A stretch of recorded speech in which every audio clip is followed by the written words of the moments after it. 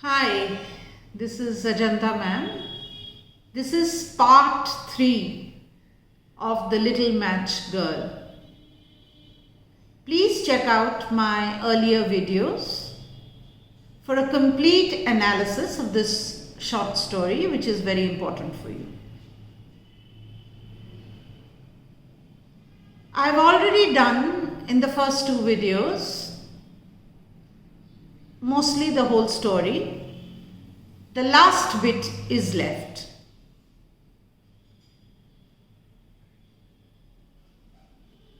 Now, as the girl burns another match, this time viewing the face of her grandmother, her deceased grandmother,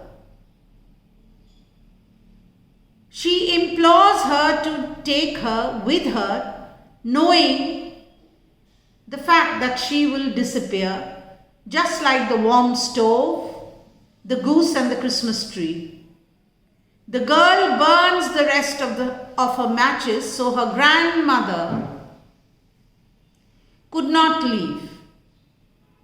The grandmother takes her in her arms and up to God, where there is neither cold, nor hunger, nor fear. Therefore, the girl's wish is granted in death, as she is no longer bothered by the cold and the harsh realities of the miserable life that she led here. And now she can live in heavenly peace with her grandmother forever. The visions that she saw were and only temporary and hold no candle to that the afterlife offers, reflects. The authors, Hans Christian Andersen's belief that death is always preferable to a life of poverty, and it is a lasting escape for such an impossible, difficult existence. The little girl's body is discovered with all of her matches used up the next day, having frozen to death on the last evening of the old year. Despite this, her face is flushed and she is smiling.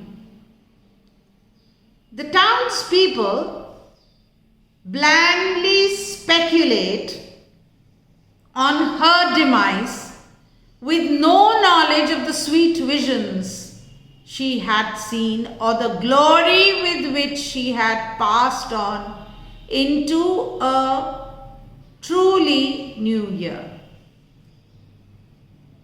Now, although the fate of the little girl is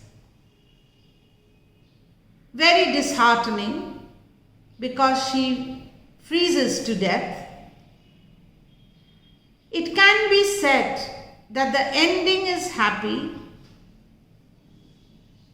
like that of a fairy tale, because the little girl is finally free of the suffering that she had lived with for her entire life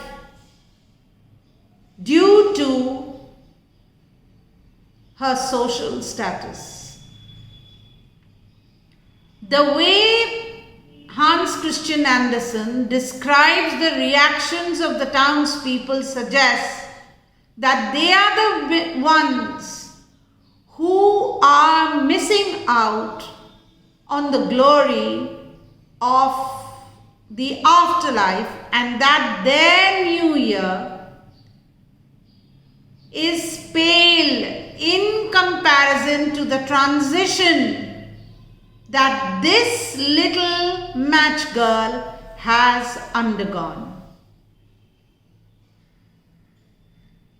The ending further suggests that this little girl is finally being rewarded for the suffering she endured in her life, while the townspeople are forced to continue their comparatively flawed, selfish lives on earth.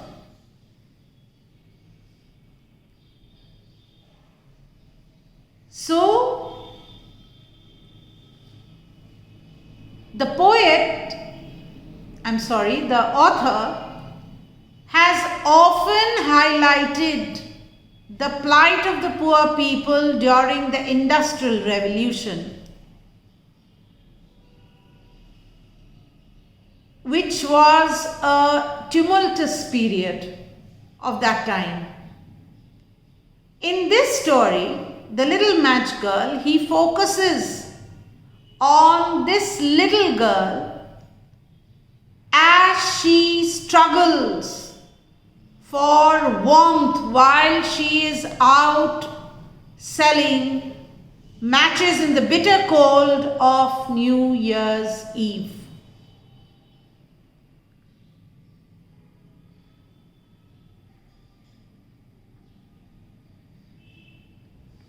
In this story, the author depicts that death being beneficial and good, a means of transcending the miserable earthly life, reuniting with the deceased loved ones and connecting with God. By portraying death as a more positive outcome, the author wants to say that dying isn't something to be feared. And it is through death that this little girl achieves peace. Though an author of fairy tales, Hans Christian Andersen typically did not write, very rosy stories. He used the genre of fairy tales and wrote stories somewhat, which had more depth in them, like this little match girl, in which this girl dies. And when she dies, she attains that peace.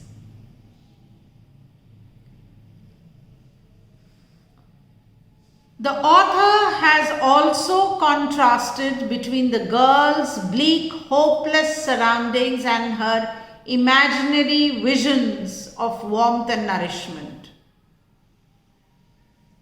The big iron stove, a table spread with damask cloth set with finest porcelain, a Christmas tree with thousands of candles, these are the comforts that are available to the wealthier people who surround the little girl, this miserable little girl in this city, but she can only access them in her imaginations.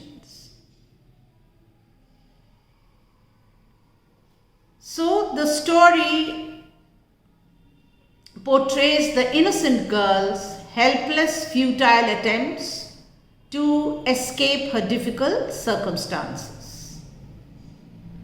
Thank you for watching my videos. Please continue to watch them for a complete insight into your short stories, your poems, as well as your novel. Bye for now.